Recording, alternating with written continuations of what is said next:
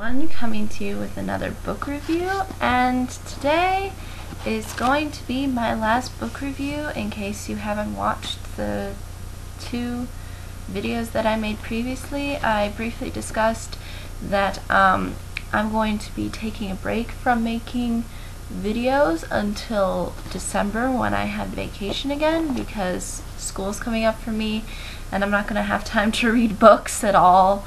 I have a lot of things that are on my plate next semester, and I don't think I would be able to do the research as well as actually read a whole book. But what I will try to do is I will try to review this book that I'm going to talk to you about today, which is Amy and Roger's Epic Detour by Morgan Matson. And then after I review it, I will briefly discuss some of the books that I bought and that I'm going to read during winter vacation. So that'll be something to just note. But let me first start discussing the book that I wanted to talk about today and that I just got done reading like just a few minutes ago. Amy and Roger's Epic Detour. Now basically, Amy and Roger's Epic Detour is kind of like a teen-esque novel, and it deals with a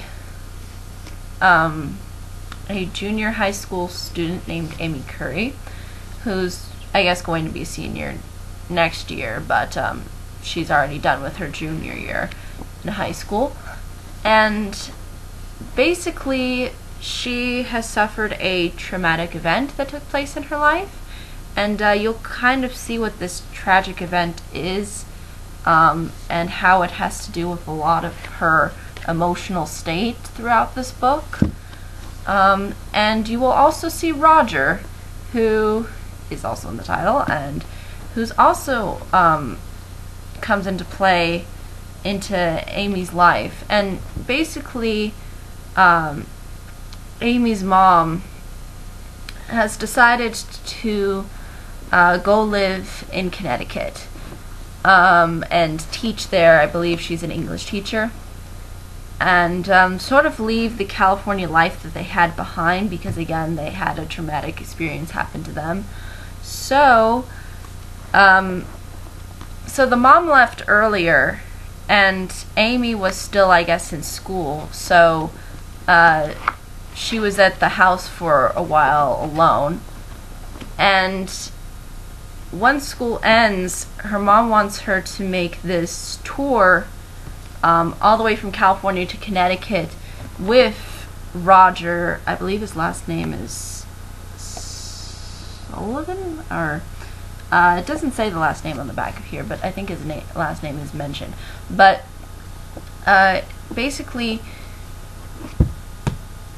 the mom tells Amy that she's going to have to go with Roger across the country because Amy is able to drive, but due to this traumatic experience that she had that affected like the whole family, it's been difficult for her to drive. So basically, Roger, I guess, is an old family friend, and the mom decides, okay, Roger will take you to Connecticut, because also Roger needs to go to Pennsylvania as well. So they're kind of both on this kind of ride to their destination. And you'll kind of notice how this destination kind of becomes a little bit more randomized.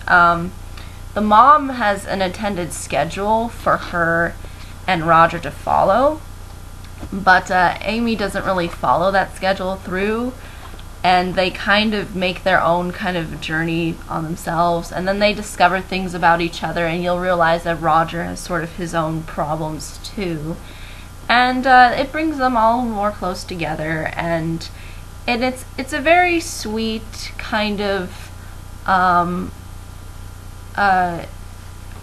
well done book, a well done teen book, I think, in how it displays this kind of adventure that they go on as they're driving through all the different states. and it's so cool to see like the travel scrapbook pages where they have like a receipt of something that they purchased, like where they went to eat, and then like all these different pictures of things that they see as they stop by these different locations. And it's really a nice kind of treat to, I think, put that in the book.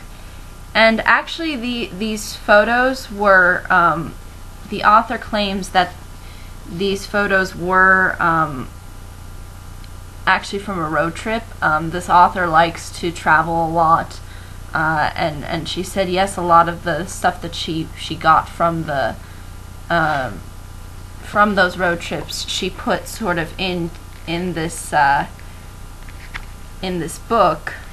And I think it's also interesting to see like these playlists that they come up with, because oftentimes if you're going on a really long road trip, you like to have music playing, and so they have different sort of playlists, and Roger like kind of tries to make up his own playlists, and there's like all these different songs, and then the artists, and then sometimes they'll have like little drawings of sort of where they are, which I thought was really cute.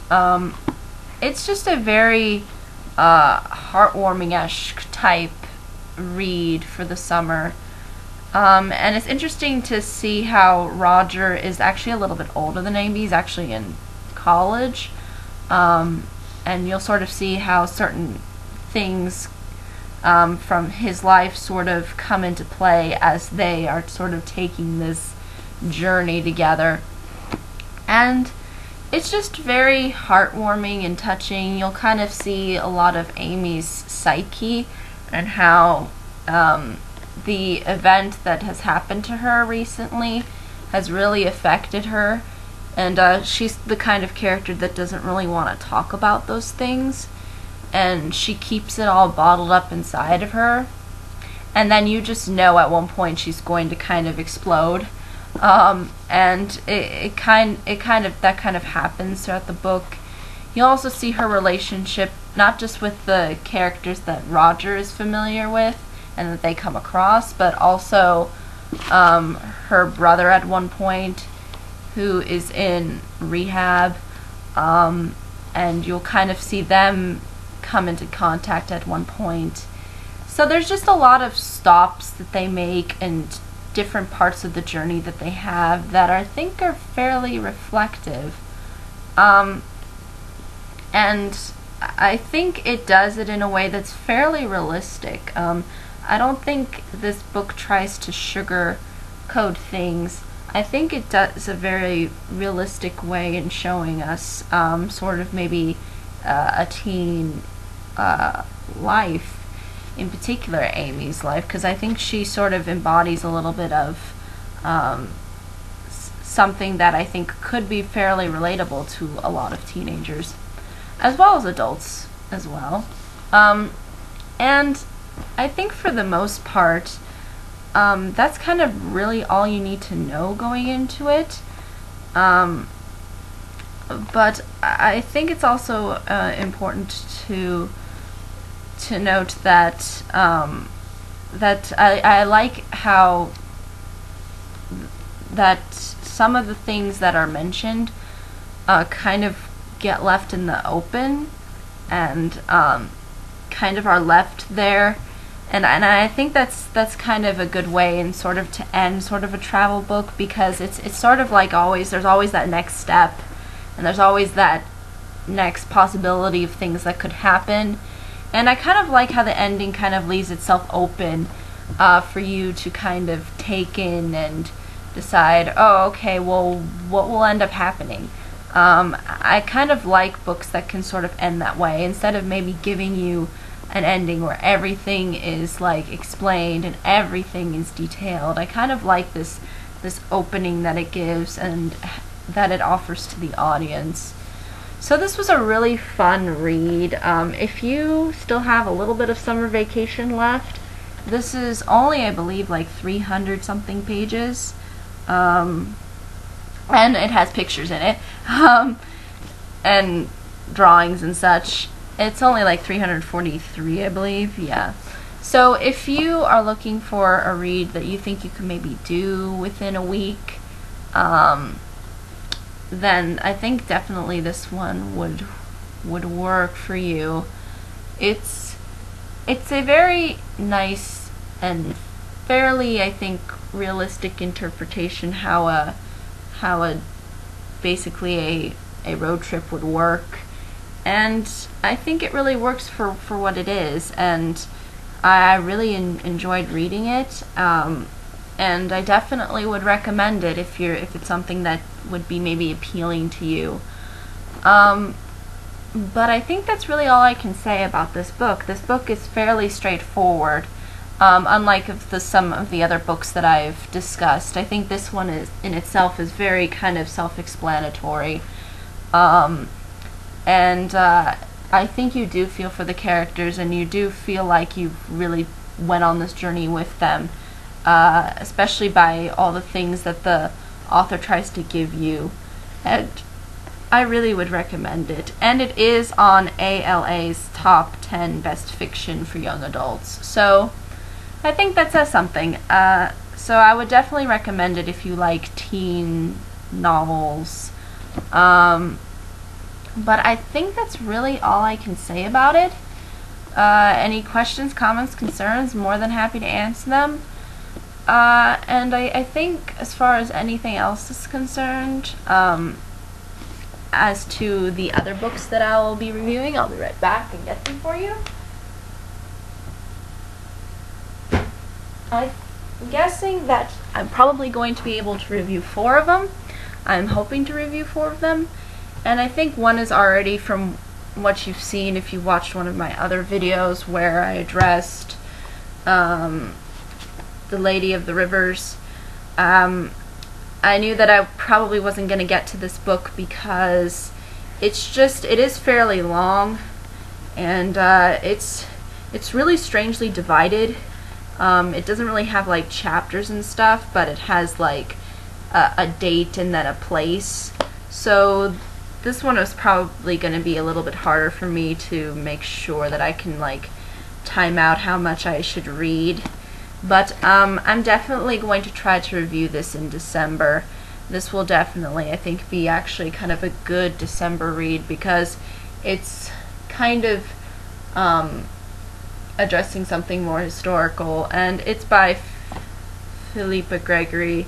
If you've read books like The Other Boleyn Girl, this is another one.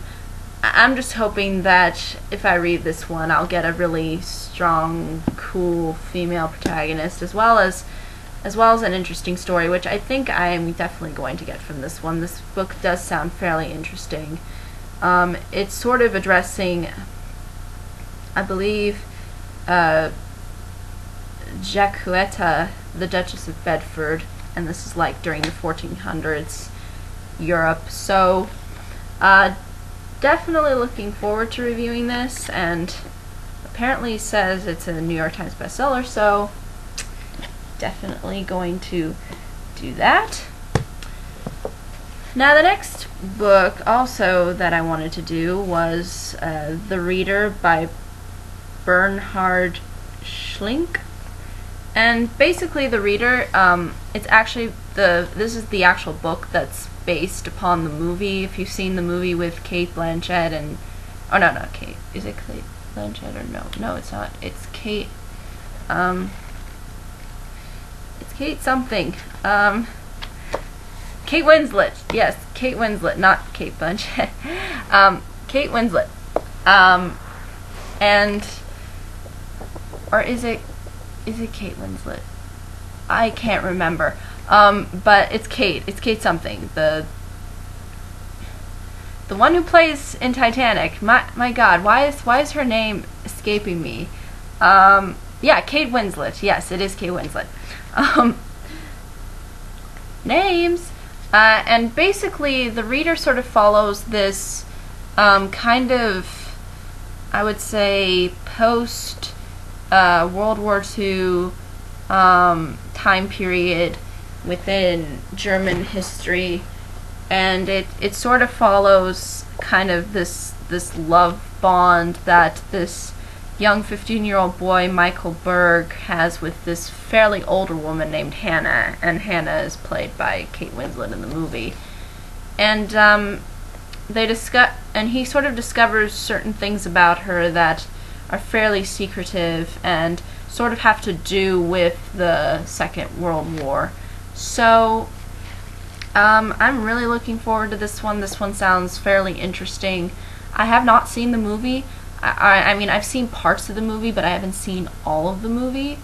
So, which is a bummer because I really did want to see this film.